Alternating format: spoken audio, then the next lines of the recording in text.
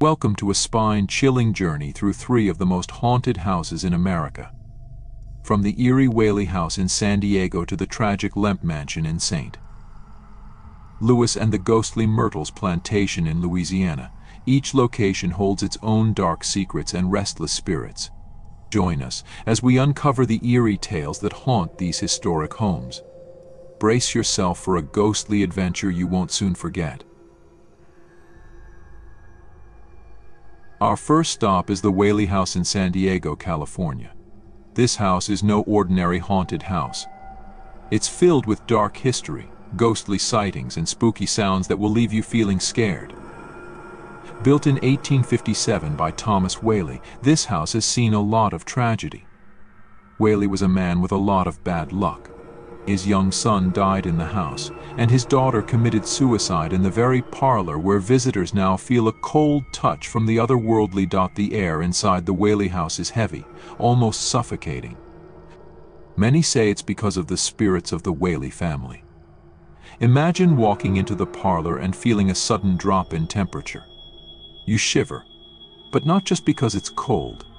It feels like someone is watching you, breathing down your neck. You turn around, but no one is there. Yet the hairs on your arms stand on end. The most frequently seen ghost is a young girl. Her footsteps echo in the hallways, and her laughter, oh her laughter, it's the kind that sends shivers down your spine. Some visitors claim to see her fleeting figure running through the house, only to vanish into thin air. One night, a visitor was exploring the old courtroom located inside the house. Suddenly they felt a tug on their sleeve. Thinking it was another guest, they turned around, but found themselves alone. The tugging continued, and then an icy hand gripped their wrist.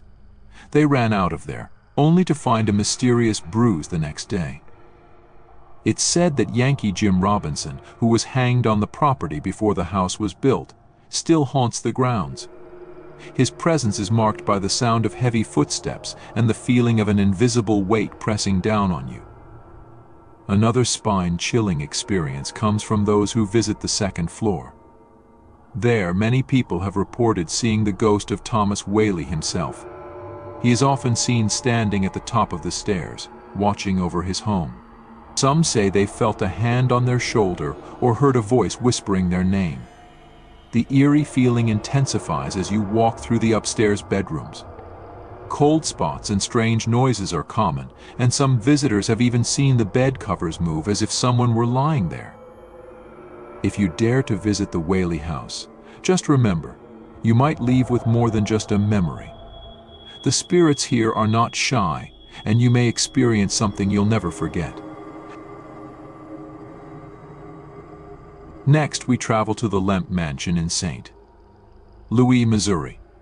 This grand house, once the home of the wealthy Lemp family, is now one of the most haunted places in America. The Lemp family story is one of riches to ruin, filled with untimely deaths and suicides that have left a permanent mark on the mansion. The tragedy began when Frederick Lemp, the heir to the Lemp brewing empire, died under mysterious circumstances. Soon after, his father, William Lemp, shot himself in the head in his office within the mansion. This was just the beginning. More suicides followed, each one adding another restless spirit to the house. The spirits of the Lemp family are said to still wander the halls.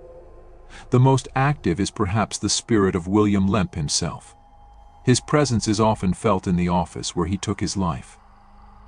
People report hearing the sound of a gunshot echoing through the house, followed by a feeling of overwhelming sadness. Some even claim to see a shadowy figure pacing back and forth, as if tormented by the events that transpired. One guest staying at the mansion woke up in the middle of the night to the sound of a soft whisper in his ear. He could make out the words, "Get out," repeated over and over.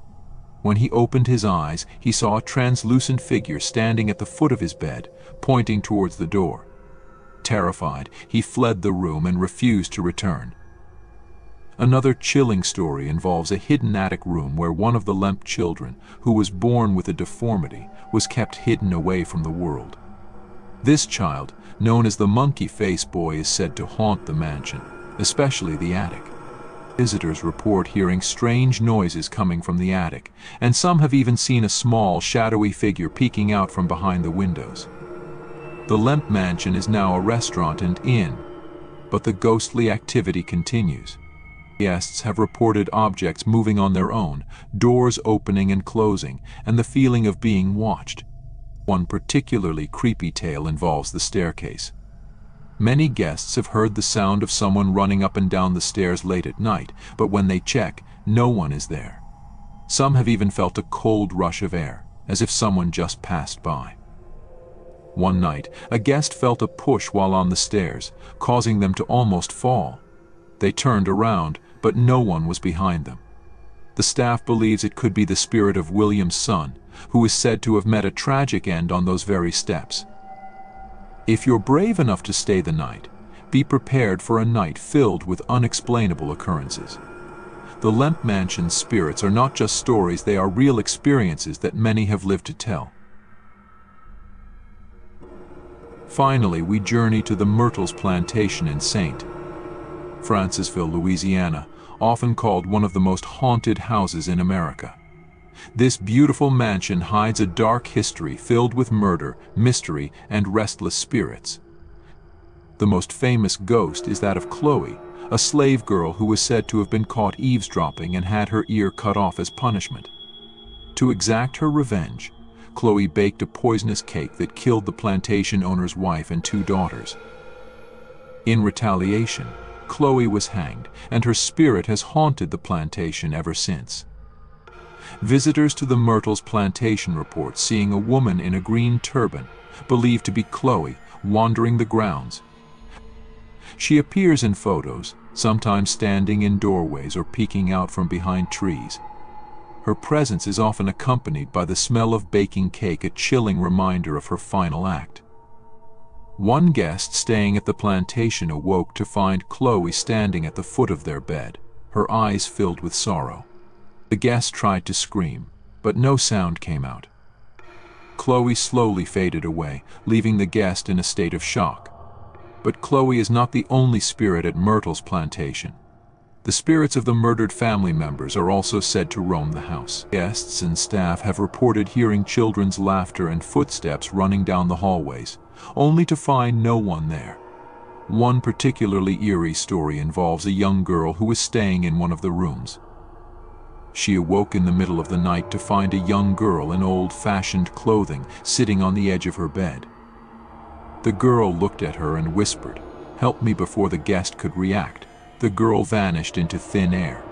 The Myrtles Plantation is also known for its haunted mirror. It is believed that the spirits of Sarah Woodruff and her children are trapped inside. Guests who gaze into the mirror have reported seeing handprints and faces that do not belong to them. The glass appears to be smeared from the inside, and some have even seen figures moving within the reflection. One guest reported seeing the face of a woman crying in the mirror. When he turned around, no one was there, but the crying continued, echoing in the room. The Myrtles Plantation offers tours for those brave enough to explore its haunted halls. But beware, the spirits that reside here are not shy, and you may leave with more than just a ghost story. The feeling of being watched, the cold spots, and the strange noises are just the beginning of what you might encounter. The spirits of Myrtles Plantation are very much alive, and they are waiting for you.